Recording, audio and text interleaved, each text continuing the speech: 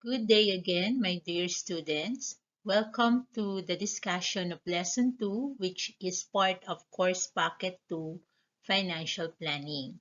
So I would like to give credits to the real owner of the materials that I am using on this presentation. So all the materials that I have here are not mine. Thank you to the real owner. And to all my students, please subscribe to my YouTube channel, watch my videos, and comment done after watching. Our lesson 2 is about financial planning, which is a very important aspect of personal finance. On my previous video, I discussed about goals and the importance of having goals, and I ended on setting a smart financial goals. So we will be discussing now how are we going to develop a smart financial goals. The first element is S, which is specific. So we have to clearly define ano pa talaga yung gusto nating ma-achieve, ano talaga yung gusto nating ma-accomplish.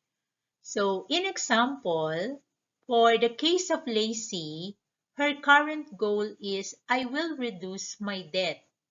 So kung titignan natin, marami naman talagang mga uri ng utang, no?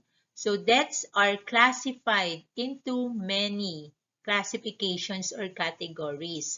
Meron tayong mga housing loan, meron tayong mga personal loan, may mga loans tayo sa credit cards natin. So, para mas focus tayo or specific tayo doon sa target natin, kailangan i-refine natin yung goal natin na yan. What specifically are you trying to reduce? So here, the specific goal of Lacey would be, I will reduce the amount I owe on my car loan. So that simply means, sa dinami-dami ng utang ni Lacey, ang bibigyan niya ng priority ng pagbabayad or babayaran niya or babawasan niya ay ang kanyang car loan. Next one is M, or it means measurable. So that means it must be quantifiable. There must be a unit of measure.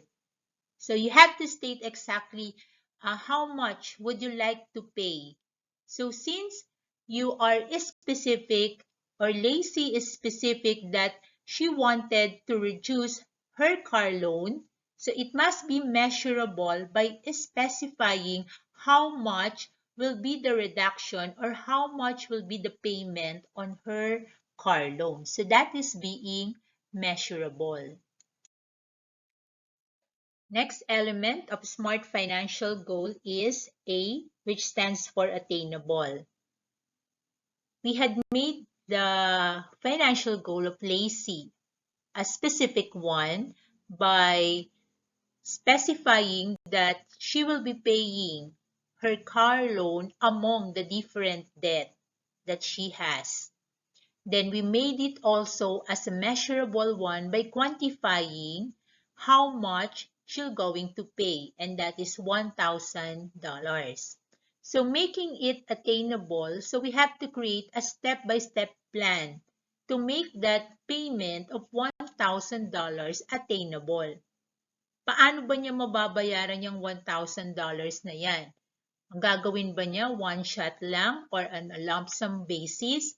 So mas magiging attainable siya, or ibig sabihin natin, mas mataas yung tendency na ma-reach natin yung goal na yan kung meron tayong malinaw na paraan or proseso kung paano natin mababayaran yung $1,000 na yan. So what Lacey will do is that she will be paying or saving an extra $100 a month. So that will be her plan. The next element is R, which is realistic. You have to examine your goals. Makatotohanan ba ang sinet mong goal? You have to examine the consequences of the goals that you had set. You have to identify the trade-off. You have to consider the opportunity cost. So remember, class, that you are facing with different alternatives with you. That's the reason why setting financial goals and making decisions will become difficult for us. So when we talk about trade-off, it means giving up one thing for another. So in example nga, so sa family natin, kapag naghiwalay ang parents natin at pinili natin yung mother natin, trade-off natin yung father natin kasi iyon ang give up natin. Give up natin yung father natin para sumama tayo sa mother natin. Then another one, you are torn between deciding in buying a car or buying a house and lot. You had chosen to buy a house and lot. So trade-off natin, ang give up natin is buying a car. And another one, let us say you have to decide whether you're going to study full-time or you're going to have a full-time work. But then you decide to study full-time. So that means your trade-off, the thing that you give up, is the full-time work. And when we talk about opportunity cost, that means the corresponding value. Magkano ba yung nawala sa'yo dun sa give up mo? So example, you had chosen to study full-time instead of working full-time. So again, working serves as your trade-off. Iyon yung give up mo. At yung trade-off na yon, there's a corresponding value na mawawala sa'yo, and that is considered as the opportunity cost. So let us say that job opportunity will give you 30,000 pesos a month. So that will be your opportunity cost, or simply means that is your benefits forgone. Yung dapat mapapasayo pero hindi napasayo kasi iba ang pinili mo. Example, meron kang dalawang manliligaw. Isang matalinong matalino, isang mayamang mayaman. So pinili mo yung matalino over dun sa mayaman, so trade-off mo si mayaman. At ang opportunity cost mo is the supposedly na yaman na makukuha natin out of choosing that rich suitor of yours. Let us help now Lacey make realistic financial goals. The first thing we have to do is to determine the different choices or alternatives available for Lacey. So in example, for that $100 per month, she could use that in paying the car loan or she could save the $100. So iyon yung available alternative sa kanya at iyon yung kailangan niyang pagpilian. But then, Lacey had chosen to pay the $100 for her car loan. So this means, since the other alternative is saving the $100, that serves as her next best option. That will serve as our trade-off. Based on our previous discussion, sinabi ko nga, whatever you give up, the next best thing, that serves as your trade-off. Then, yung trade-off natin, there is a corresponding opportunity cost on that. So, sa mga gini-give up natin, so syempre, meron tayong mga panghihinayangan dyan. So, there's a corresponding benefits forgone on that particular trade-off. So, how come na si Lacey ay nakapag-decide na ibayad na lang yung $100 niya sa car loan?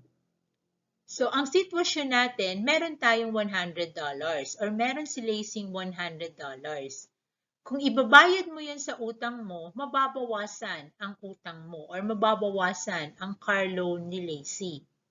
Kung ang $100 naman natin, isi-save natin and directly, let us say, dadalhin natin yun sa bangko, magkakaroon yun ng interest.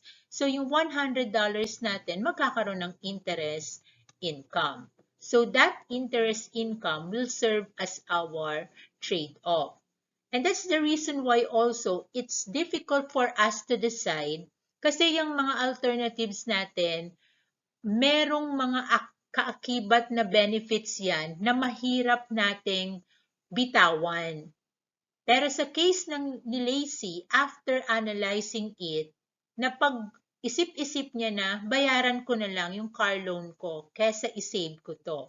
At ile-let go ko na yung possible income na makukuha ko out of saving that $100.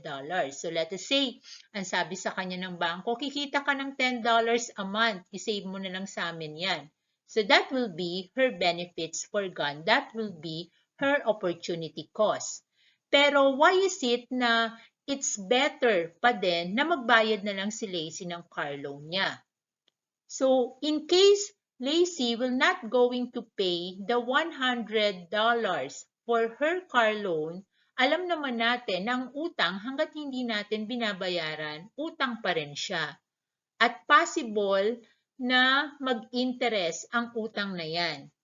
Kasi kung titignan natin, kung hindi natin babayaran ang utang natin, tinake advantage natin yung interest na makukuha natin, kung isi-save natin yan, baka naman mamaya mas malaki yung mawala sa atin kung hindi natin babayaran yung utang natin.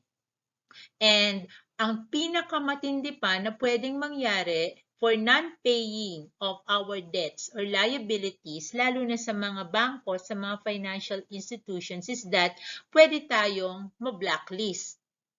So, pwede tayong hindi na maka-avail ng kahit na anong klaseng loan sa kanila bukod sa mga interest at mga charges pa na ipapataw doon sa loan natin. So, after studying the different possible options, Lacey, or we could suggest to Lacey that it's better for her to spend the $100 she has in paying her car loan. Mas beneficial ito sa kanya. With that, the realistic goal of Lacey now is, Lacey has determined that paying her car loan is more important or advantageous than any other use of her money. The opportunity cost of paying her car loan is higher than the alternative of saving that money. So, realistically speaking, mas magiging beneficial kay Lacey ang pagbabayad ng car niya. So, yung reputation din niya as a debtor will not be at stake in paying her car loan. Last element will be T, which stands for time-bound. So, of course, we have to set short-term goal or a long-term goal. So the first one is less than 1 year, and then the other one can be attained in more than 1 year. So for the case of Lacey, we could make her financial goal a time-bound one by incorporating the time period wherein she could pay the $100. So let us say the $1,000 will be paid in 10 months, and that would be all $1,000.